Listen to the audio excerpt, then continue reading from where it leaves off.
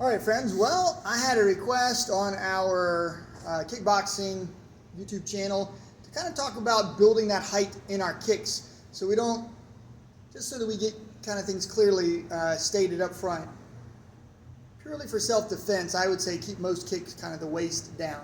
If you're kicking somebody in the head, great. I mean, you're a great kicker. You know, Taekwondo loves head kicks. Karate, they like head kicks and so forth. But really, from the waist down is where you have all your power. So let's talk about that just for a quick second. So when I am looking at the 4 basic kicks, as long as I get my knee up, where my knee points is where that kick is going. So being able to get my knee up is the first piece. Okay, so again, if we swing the leg this way, we're going to scoop. See how I'm kind of scooping up the heavy bag here? So what we want to do is get that knee up. Particularly for the front kick, we want to get it up, and we want to push out with the hips. So the glute muscles move the body this way. That's your butt muscles, right? So get it up, and push it out, and that's where you're going to have the most power. Now you're going to see a dramatic difference when I kick to the head, right? And by the way, I've got Bob shorter than me by about, what, 4 to 6 inches. So when I go to kick to the head, I got to get that knee up, and I got to push out this way. It's a little bit more difficult kick, and you're hitting a more sensitive target, so the chin or the face is good. But the bottom line is I can really push this way, whereas I can't easily push that way. So we start having deflection, just know that. But how are we going to get that kick up there? Hamstring, flexibility, so a lot of toe touches this way, right? A lot of one-legged, reaching this way, grabbing the toe this way. These are stretches that we do a lot in class. I like to do a lot of hamstring flexibility drills. And then ultimately, once you get good, and you're kind of doing some of the groin muscle stretches, they kind of work together so that you can get into this split or near split kind of position. That's good hamstring flexibility right there. Okay, kick number 2.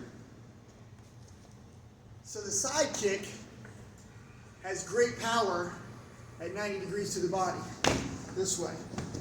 Once I start kicking up, I'm getting deflection again, and I can hit him, but it doesn't have that pushing power. So it's going to scoop up, and it's going to kind of deflect off.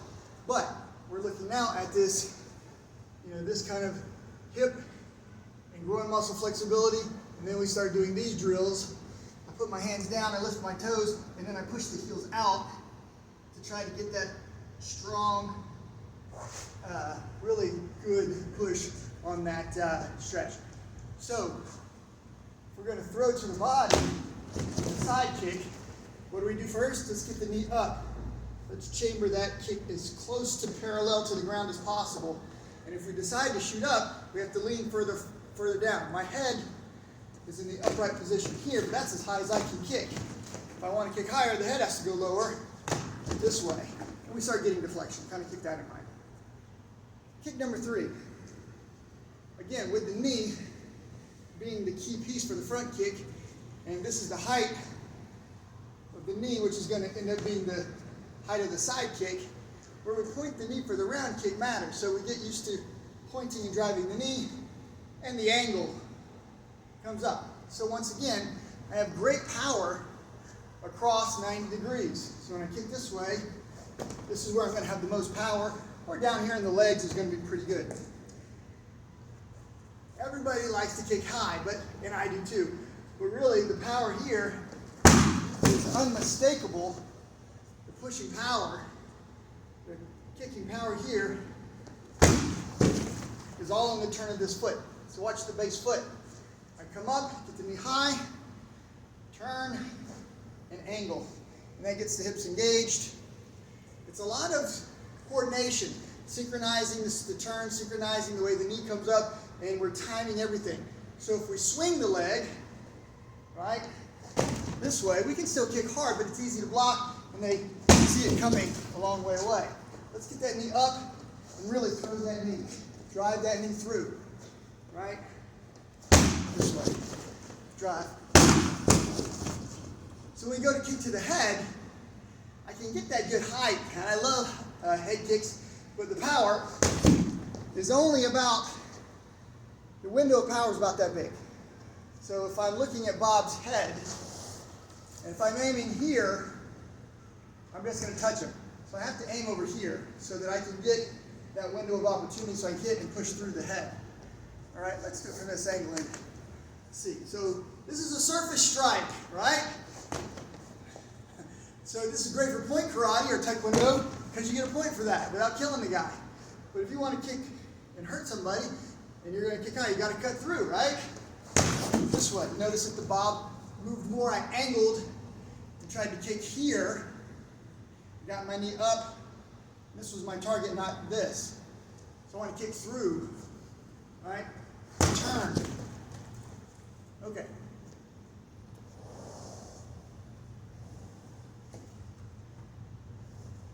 The spin kick, whether you're doing spin crescent kick or spin hook kick, believe it or not, you have a huge amount of power here, into the body or down to the legs. This is a really powerful kick. Again, the leg is below, right around the waist level, below the hips. A lot of power, okay? So I can gently turn and really drive a little hook kick to the body without trying hard because of the nature of the kick. If I throw with a little more power, you can see how I can really move bob and drive that heel into the body. Now I call this the karambit kick. The karambit is a little knife that's hooked. I think it's an Indonesian knife. And that's what we want to do. We want that foot to kind of hook in this way into the liver. And it makes a very powerful kick. But most people want to kick the head. I love kicking the head. So again, once we get angled up, we're relying completely now on centrifugal force to really make this kick. So we want to get here, what?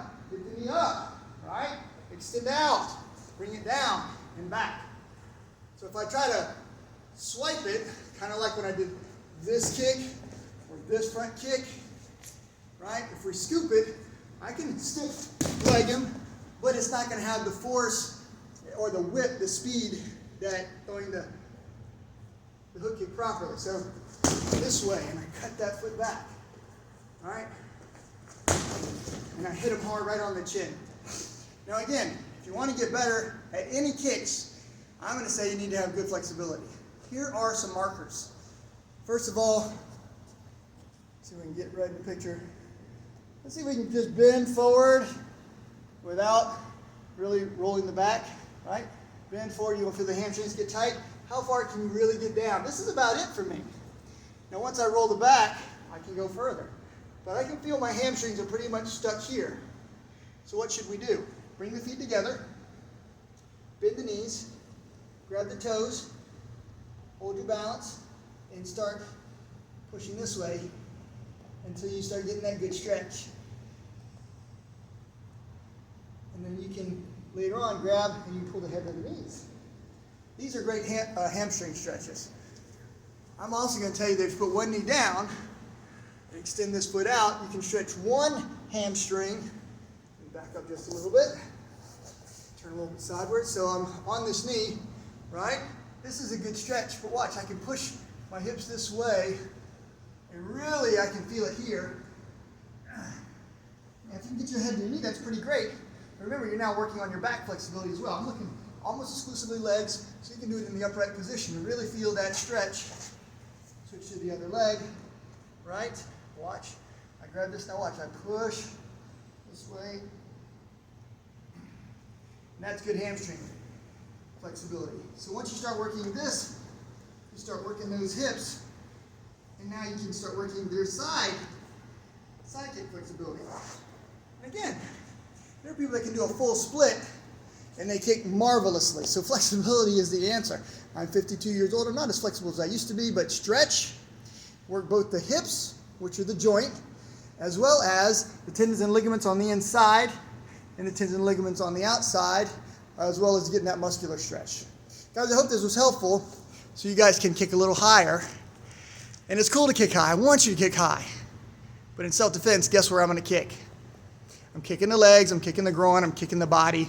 Everything else to the head is going to be with the boxing techniques. Guys, or by the way, or elbows. Elbows work super great for the head. I'll catch you guys later. Leave me a comment. Make sure that you subscribe on my channel. That's super duper helpful. Thanks so much. We'll see you. Bye.